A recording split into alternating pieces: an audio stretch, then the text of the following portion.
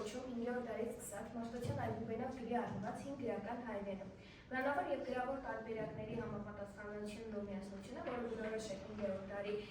գրաբարին, հետագայում սկսեց աստիճանաբար խախտվել։ Գրավոր տարբերակը հիմնականում մնաց անփոփոխ, բայց բանավոր տարբերակը սկսեց փոփոխվել, հեռանալով գրավորից։ 12-րդ դարում այս տարբերություններն արդեն այնպիսի չափերի էին հասել, որ ժամանակի խոսակցական լեզվում ընկալվում էր որպես նոր որակ լեզվի զարգացման նոր փուլ, որն այժմ կոչում ենք միջին հայերեն։ Ներկայումս գրաբարի գործածությունը շարունակվում է միայն եկեղեցական արարողությունների ժամանակ։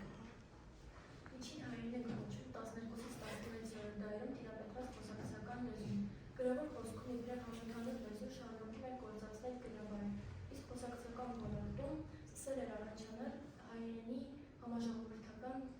վերբարբարային տեսակ։ Հայոց Կիլիկյան շրջանում այդ լեզուն գրաբարին զուգահեռ սկսեց օգտագործվել և արդյունքում դարձավ Հայոց Կիլիկիայի պետական լեզուն։ Այդ պատճառով է միջին հայերենը հաճախ անվանում են Կիլիկյան հայերեն։ Մինչև 19-րդ դարը աշխարհաբարը առավելապես գրավոր լեզու է, բանավոր լեզու է, գրավոր խոսքը հիմնականում գրաբարն է։ Այդ պատճառով էլ հին հայերենը կոչվեց գրաբար, այսինքն գրի ձևով գրավոր, իսկ խոսակցական լեզուն աշխարհաբար, այսինքն աշխարհիկ ձևով աշխարհիկ առօրյա կյանքի լեզու։ 19-րդ դարում պայքար ծավալվեց աշխարհաբարը ևս գործածելու իրավունքի համար, դա անվանվեց գրապայքար։ Դրա առաջամարտիկներից է Խաչատուր Գաբովյանը, որն առաջին անգամ վեպ գրեց աշխարհաբարով, եւ այդ վեպի լեզուն արարատյան բարբարի քանակյարի խոսվածքն էր։ Խաչատուր Գաբովյանին հետևեցին այլ գրողներ եւ գրապայքարն ավարտվեց աշխարհաբարի հաղթանակով։ Աշխարհաբարի սկզբում դրսևորվում էր մի քանի բարբարներով, օրինակ Արարատյան, Կարնո, Պորսի, Թիֆլիսի եւ այլն։ Միաժամանակ սկսել էր ձևավորվել նոր գրական լեզու, որը արարատահայերենի եւ բարբարների համակցություն էր։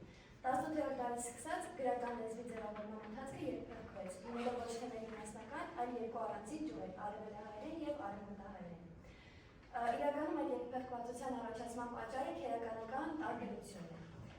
Արևելահայերենը իրականներով գնում են դեպի գրաքար, իսկ արևմտահայերենը միջին հայերեն։ Հայ ժողովուրդը հայտնի գրական լեզվի երկու տարբերակ՝ արևելահայերեն եւ արևմտահայերեն։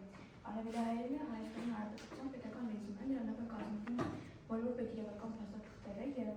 արևելահայերենը Իրանի Իսլամական Հանրապետության հայերի հաղորդակցման միջոց է։ Արևմտահայերենով այսօր խոսվում է թուրքի հայությունը։ Այս աշխարհի տարբեր երկրներում գտնվող ավելի քան 7 միլիոն հայից արևմտահայերեն խոսում ընդամենը 2 միլիոն է։ Թուրքում գործում է մոտ 320 հայ ազգային բաժաններ, որոնցում աշակերտների քանակը կազմում է 150,000, որը բարդ ցուցանիշ չէ։ Ներկայումս Թուրքիայի ընտանիքները նախընտրում են խոսել բնակչության երկրի լեզվով եւ հայկական դպրոցների փոխարեն նախընտրում են այցելել օտարալեզու դպրոցներ։ Արևմտահայերենի նվազող կենսունակությունը մտահոգիչ է, քանի որ 2010 թվականին ՅՈՒՆԵՍԿՕ-ում արևմտահայերենը դասվել է վտանգված լեզուների շարքին։ Մտահոգիչ է նաեւ արևմտահայերենով փոխանցվող մշակութային ժառանգությունը։ Տարբեր են նաև մեր լեզվի ճյուղերի հիմքերը։ Արևելահայերենը ձևավորվել է Հայաստանի ամենատարածված արարատյան բարբարի հիման վրա, որը պատկանում է ում ճյուղին, իսկ արևմտահայերենը Պոլսի եւ Հարակից շրջանների Կ ճյուղի հիման վրա։ Հրաչյա Աճարյանը գրում է, որ Պոլսի եւ մի շարք վայրերի ժողովրդական լեզուն արժանի չէ գրելու լեզու անունը։ Նա մի ժարգոն է, թուրքական ժարգոն, որը զզվանք է պատճառում բանիմաց մարդկանց մոտ։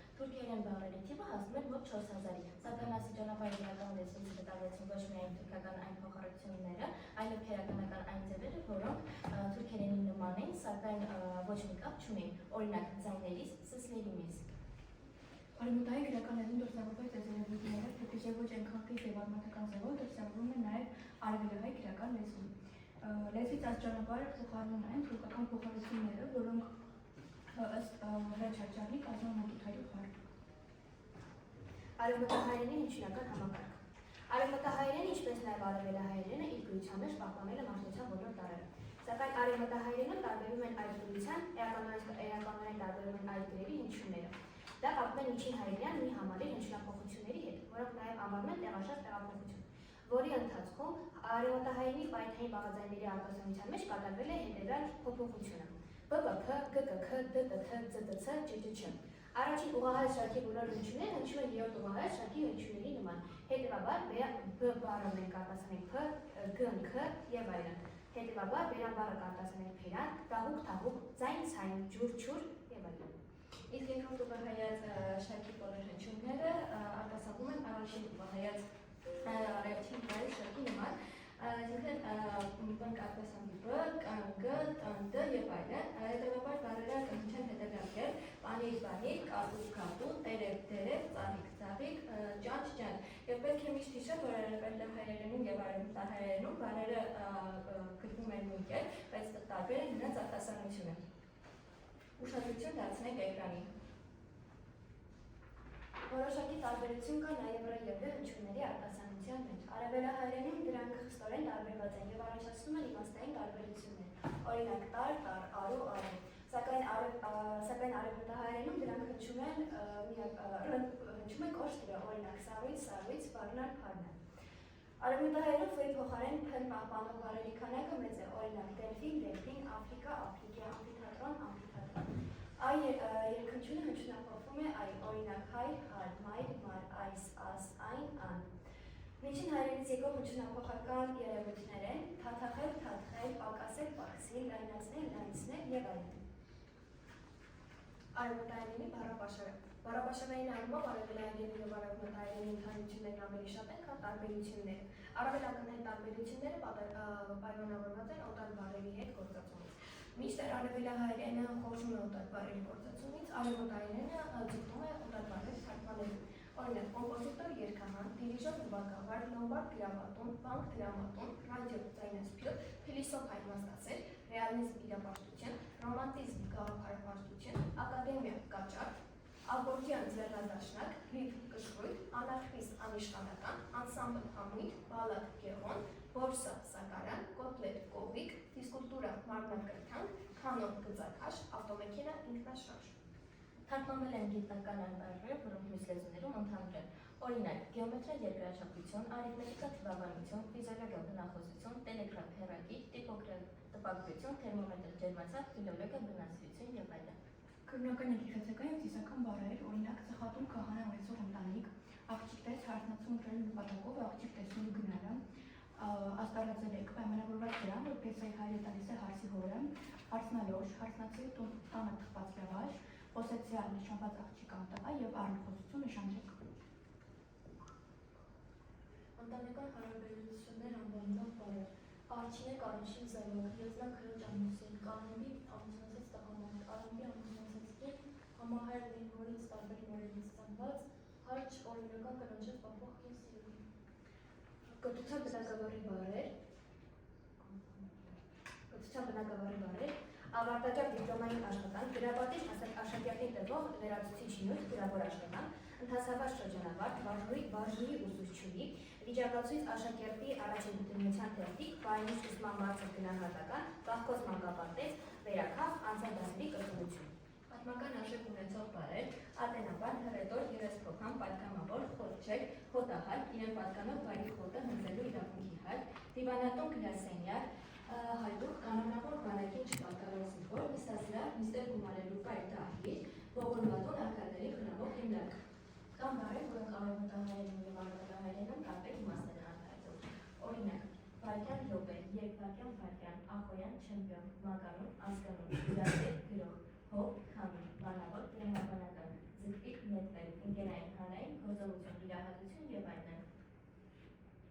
Արևելական 4 լուծողություններից էլ, ալ, իլ, ուն, արևելահայերենը պահպանել են միայն երկուսը, էլ, ալ, վազել, խաղալ, նայել, իսկ արևմտահայերենը էլ, ալ, իլ, վազել, խաղալ, նայել, տների, իսկ արևմտահայերենը ու ոլորտման, տուներու։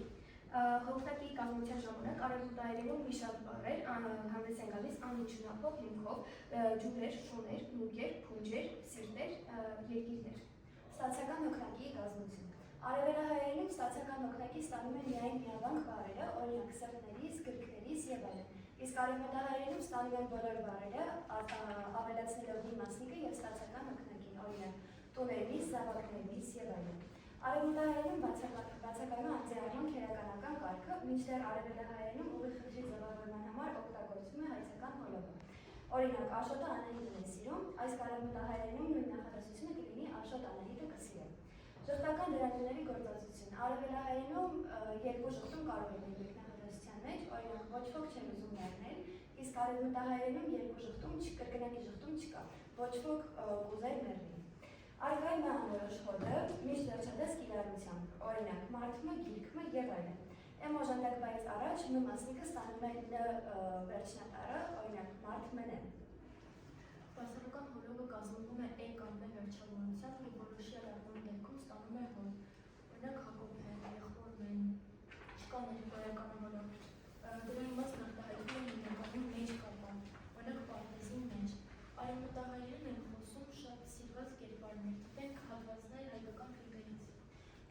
ցույց Այլ ինչ է գիտի բացա։ ֆիլմեր, որը պետք է գուշակենք։ Կսավաճարի կողմ ներսազատները գնացա։ Դեսաբոր,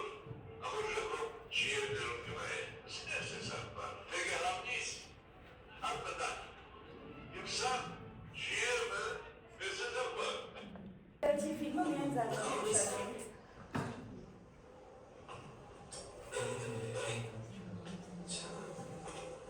Ասın çabuk kaldı. Askerlik bu da. Çabuk. Melekte asıl bunlar.